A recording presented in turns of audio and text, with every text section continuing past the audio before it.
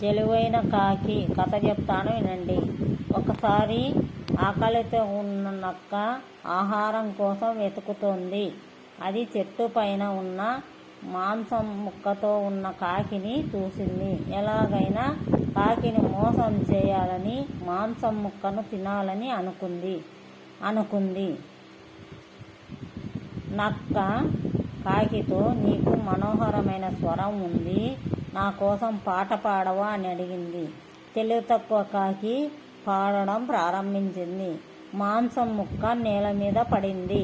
వెంటనే నక్క దానిని తీసుకొని పారిపోయింది. మరుసటి రోజు కాకికి కొంత ఆహారం దొరికింది.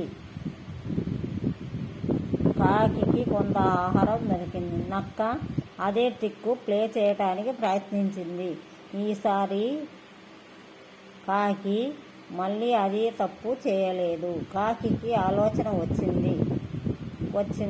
కాకి ఆహారం తిని తరువాత పాడింది. తన పన్నాగం ఫలించలేదని నక్కకు అర్థమైంది.